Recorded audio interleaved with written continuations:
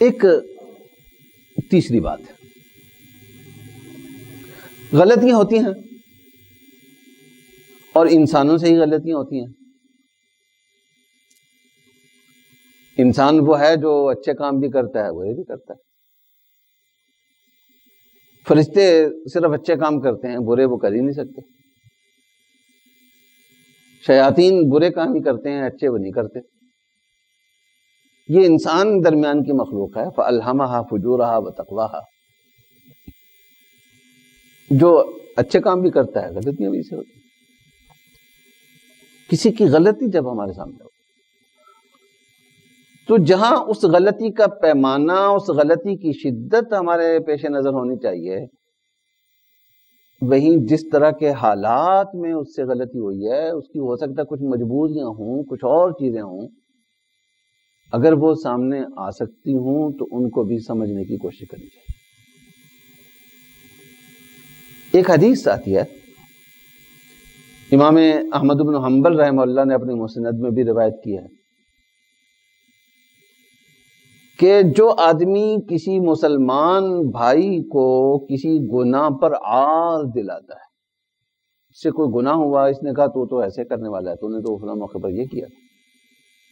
عار دلاتا ہے، تو رسول اللہ صلی اللہ علیہ وسلم نے فرمایا کہ مرنے سے پہلے اللہ بھی اس کو اس گناہ میں ضرور مبتلا کریں گے۔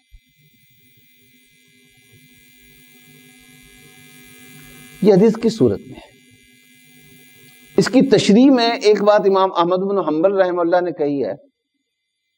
لیکن میں جو عرض کرنا چاہتا ہوں وہ یہ کہ ایک اور چیز کا بھی اس میں اضافہ کیا جا سکتا ہے، حدیث کے الفاظ میں اس کی گنجائش موجود ہے۔ امام احمد نے فرمایا کہ یہاں گناہ سے مراد وہ گناہ ہے جس سے وہ توبہ کر چکا، پہلے کیا کرتا تھا، شراب پیا کرتا تھا، لیکن اب چھوڑ دیا، اس نے توبہ کر لیا، تو اب اسے کوئی عار دلاتا ہے تو اچھی بات نہیں ہے۔ لیکن اسی کے ساتھ یہ بھی ایک پہلو اس میں ہے کہ توبہ نہیں بھی کی، تب بھی اگر کسی کی غلطی ہے تو اس کے پیچھے کچھ حالات بھی اس کے ہوں گے۔ غلطی تو غلطی رہے گی، آپ غلط کام کو جائز نہیں کہہ سکتے۔ رسول اللہ صلی اللہ علیہ وسلم کے زمانے میں اگر کسی صحابی سے کوئی ایسی غلطی ہوئی جس کی شرعی سزا مقرر تھی تو رسول اللہ صلی اللہ علیہ وسلم نے وہ سزا بھی نافذ کی، لیکن اس کے ساتھ ساتھ غلطی کیوں ہوئی، کیا بشری تقاضے تھے، کیا کمزوری تھی، کیا مجبوری تھی، کیا حالات تھے، اگر آپ اس جگہ پہ ہوتے تو آپ کیا بچ جاتے اس غلطی سے، یہ سوچے بغیر انسان دوسرے کو ملامت کرنا شروع کر دے، عار دلانا شروع کر دے، یہ بھی بڑی گھٹیا حرکت ہوتی ہے، ہلکے درجے کی حرکت ہوتی ہے، تو یہ بھی اس حدیث کے اندر داخل ہے۔ تو اگلے کے حالات کو سمجھنے کی کوشش کریں، اگر اگلے سے کچھ ہوا ہے، اونچ نیچ ہوئی ہے، خاص طور پہ آپ کے ساتھ معاملات میں، تو اس کو سمجھنے کی بھی کوشش کریں کہ کیوں ایسا ہوا ہے۔ اس سے کچھ تھوڑی سی ہو سکتا ہے کہ اس کی جو شدت آپ کے ذہن میں ہے اس میں کمی آ جائے۔ اس لیے کہتے ہیں کہ نفرت ہمیشہ جرم سے ہوتی ہے، مجرم سے نہیں ہوتی۔ گناہ جو بھی ہے وہ گناہ رہے گا، جو برا کام ہے وہ برا رہے گا، لیکن اس کے نتیجے میں آپ اس انسان کو بھی اتنا ہی برا سمجھ بیٹھیں، اس میں انسان کو جلد بازی نہیں کرنی چاہیے۔ امام بہقی کی ایک کتاب ہے شعب الایمان، اس میں انہوں نے کئی بزرگوں کے سلف کے قول نقل کیے ہیں کہ جب کسی مسلمان کی کوئی غلطی تمہارے سامنے آئے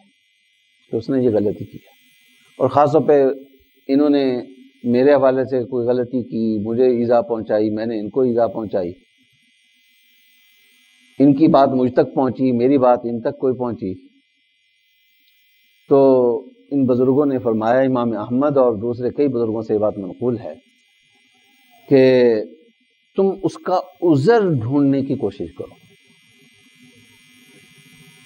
کہ مجبوری کیا ہو سکتی ہے اس کی، اس سے غلطی ہوئی ہے، لیکن ہو سکتا ہے فلاں وجہ سے ہوئی ہو،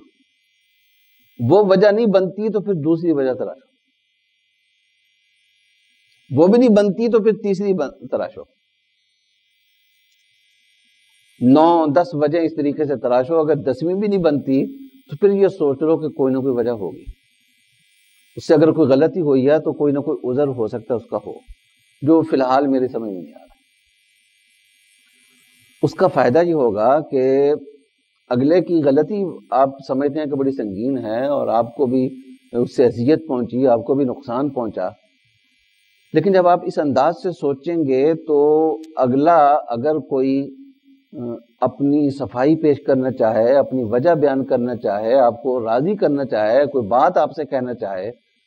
تو اس کو سمجھنے کے لیے آپ کے ذہن کے کسی خانے میں کوئی گنجائش موجود ہوگی۔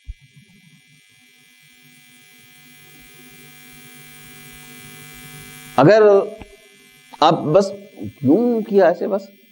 نہیں ہونا چاہیے ایسے، بس ایک اصول لے کر بیٹھ جائیں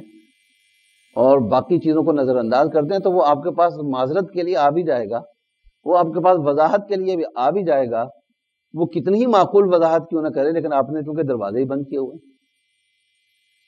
تو اگلے کی وضاحتوں کے لیے کھڑکی کھلی رکھنے کا، دماغ کی کھڑکی کھلی رکھنے کا طریقہ سلف نے، بزرگوں نے بتلایا کہ اپنے طور پر سوچ لو کہ ہو سکتا ہے یہ ہو، نہیں بنتی یہ ہو سکتا ہے یہ وجہ ہو سکتا ہے یہ وجہ ہو، پھر بھی نہیں بنتی تو یہ ذہن میں رکھو کہ ہو سکتا ہے کوئی وجہ ہو، اور جس کے نتیجے میں جتنی سنگین غلطی نظر آ رہی ہے حقیقت میں اتنی سنگین نہ ہو، جیسا کہ حاتم ابن ابی بلتع رضی اللہ تعالیٰ عنہ کی یہ جو غلطی تھی اپنی ذات کے اعتبار سے انتہائی سنگین غلطی تھی، لیکن جب رسول اللہ صلی اللہ علیہ وسلم نے